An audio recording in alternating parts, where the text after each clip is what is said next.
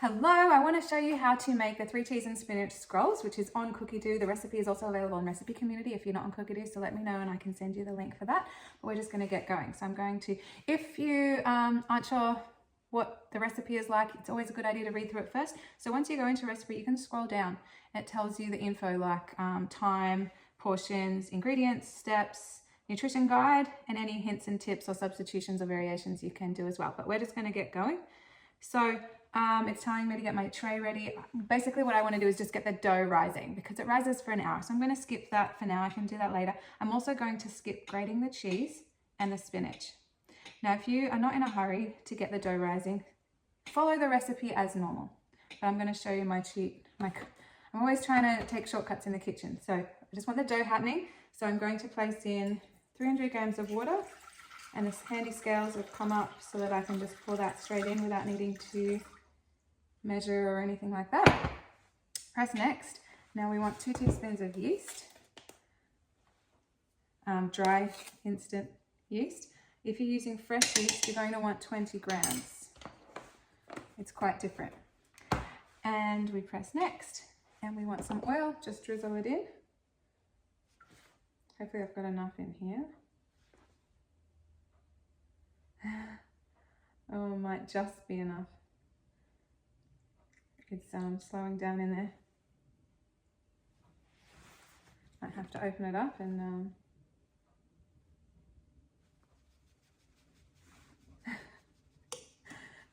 sorry. Okay, that'll do. Looks good. Okay, and then we are going to add in our salt. Now you can mill your own salt in a Thermomix if you want additive-free cooking salt like I've done. It's about 10 seconds on speed 10. So you can just buy the rock salt. It's up to you, you don't have to. Everyone uses their Thermomix for different things. I just happen to care about additives, so I try and avoid them where possible. Putting the lid on, and we're going to heat that up for 2 minutes on 37 degrees. So the reason we heat that up is to activate the yeast. Anytime you're making a dough, you want to activate that yeast, and 37 degrees is the perfect temperature. It's your body temperature, it's a fermenting temperature. It's all scientific. So one of the things I love about the Thermomix is that you have that temperature control to ferment things, and then a little bit higher you can temper chocolate and work with milks even higher than that at 80 or 90, and then 100 to 160 depending on your cooking, what you're wanting to cook. So that's awesome. I will pause the video there while that heats up. So that has been cooking away nicely. I can see the yeast is forming some bubbles in there, and we're going to carry on. We're going to add our baker's flour. Now baker's flour is different to plain flour. You can buy it in big bags in the supermarket or like fruit shops, Indian shops, Costco. It's at least 5 kilos, but don't be put off by having to buy a big bag, because once you start making doughs, you're going to want that much dough, that much flour to make your dough. Baker's flour, it has more protein, it's more gluten. It's like the wheat has been grown at a different altitude to normal wheat that makes plain flour. It's all scientific, whatever, but it makes a really good, nice, strong dough. Also good for pizza, bread, pizza, buns, those types of things. So now we're going to put the lid on, and this time we're kneading. Actually, we're going to mix it together for a few seconds to combine it. And then we're going to knead it. So, but the Thermomix tells you everything you need to do. So it's telling me to keep the lid on, and now we're in dough mode, which if you are not following a guided recipe, you would find in all your modes. It's the second one up the top, so you go in there and find dough mode. But because I'm following a guided recipe today, it's incorporated in there and I don't need to go find that mode. So we will need that just for 1 minute. Very quick. Okay, we're back, and we have our dough ready. So it's telling you to set it aside. You can put it in a bowl with a tea towel over the top for it to rise. I'm going to wrap it in my silicone thermomat because this really traps in the heat and gives it, makes it rise a bit quicker. The fact that we heated up the dough to 37 degrees means it's rising quite quickly as well. But you want to put it in a warm place. So, oh, sorry, I didn't show you. As I tipped it upside down, I was twisting here so that all the dough fell out, and there's just a little bit left in there. I'll get in my hand. Just be careful, obviously, because the blades are sharp. If ever you want to get it off without putting your hand in, put it back on the Thermomix, turn it up to speed 10 just for 1 second, or press turbo for a second, and everything will fling to the sides. I haven't needed to do that because I'm happy just to put my hand in. But so we're going to work this into a ball. You want to put it in a warm place. So I'm going to wrap it up in my mat and just set it aside. Some people like to fill their thermoserver with hot water and sit it on top. You could heat up your microwave for a few seconds, like 30 seconds, and then put it inside. Obviously don't have the microwave on while the dough's in there. Some people use their oven, some people put it in their aroma and have it on ferment mode in the Thermomix, so it's heating in there. Just wherever you can that it's warm. And we want to heat that up, rise it for about an hour or until it's about double in size. In the meantime, I'm going to grate the cheese.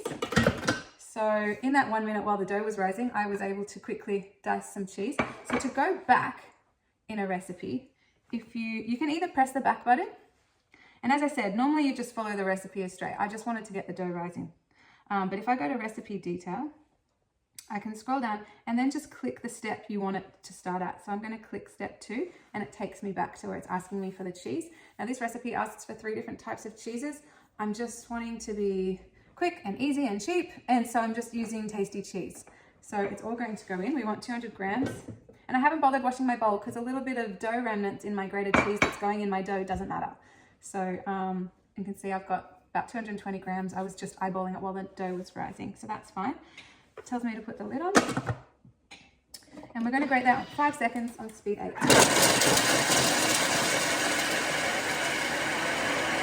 Always got to do a little dance while the Thermomix is working. So we're going to set that aside and move on to the spinach. So now if you're wanting to, my kids love cheese and spinach scrolls, and I'm happy for that extra goodness to be in there. Green's trending, you know, green's the new pink. Or my son calls it Hulk bread, or he used to, he's a bit older now. That's the grated cheese, 5 seconds, speed 8, so good. So much cheaper than buying grated cheese. But if you don't want to use spinach, like if you're wanting to make these scrolls even cheaper on a lesser budget, because I reckon making this, and it makes me 15, costs me, I'm going to exaggerate here with the cheese and spinach and the dough ingredients, probably, it's less than $5, but you know, a few of those dollars are the spinach and the cheese. The dough is about $1 to make.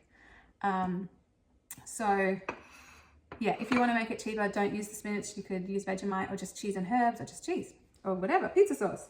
But we like the spinach going in. So we'll chop all that up. You can also chop the spinach and cheese together if you want. That will result in the buns being more green. And if you want it even more green, you can actually chop up this spinach and then make your dough, and the spinach will work into the dough and it will be really green and it will be quite cool. That's something I've done in the past as well. So we've chopped up our cheese and spinach. The dough is rising, so now all we need to do is wait. What I will do is let the machine clean itself by filling up with some water and going into pre-clean mode, so this can wash itself while the rest of the dough is rising. Okay, so I've rolled out the dough on my mat and it was rising for an hour. I've rolled it out, I've sprinkled on the spinach and the cheese. It's boring to watch, but like it only takes a minute. Now there's 2 choices you could do now, and I'm going to do something differently to most people. I cut mine in strips because I don't know, I'm just not good at cutting them nicely when it's one big roll. Some people use dental floss. I just think it's finicky, and I've tried a few times and this is just quicker for me. So this is what I do, but most people roll this up from lengthways here up to here, and then you can either bake it as one long roll and then slice it after it's baked, or once it's long one roll, as I said, you're just meant to cut it from there. And you can use a sharp knife or dental floss, but I just find it easier for some reason, I think I must be a bit weird, to cut it in strips and just roll each one. And I know it seems like it would take longer, but I think I'm pretty quick at doing it. But yeah, I think maybe try it a few ways and see what you like best. It probably was more with the cinnamon bun rolls that I started doing it this way, because the cinnamon bun roll dough is very soft and you know, a little bit stickier, like it's a little bit harder to handle, so it just seems easier. But yeah, I just kind of roll it up and place it upwards on the tray, and I get 15, and you can see the sizes I do. If you want them bigger, just do less and they'll be bigger. Like you can roll the dough so it's thicker, so it doesn't take up the whole tray. Maybe do half each, and then each one will be thicker. It's up to you. Play around with the sizes and shapes you like. If it's sticking to your mat, you can use your spatula to help you get it off, but I just find using my hands quite easy. So yeah, this is what I do. And then what's also different about this recipe is that we put it in a cold oven. So most doughs need 2 rises. You have the first rise when it's one big mound, and then you shape it into whatever shape you want, whether it's rolls or scrolls or buns or baguettes or cobs or whatever you're doing, and then you do a second rise.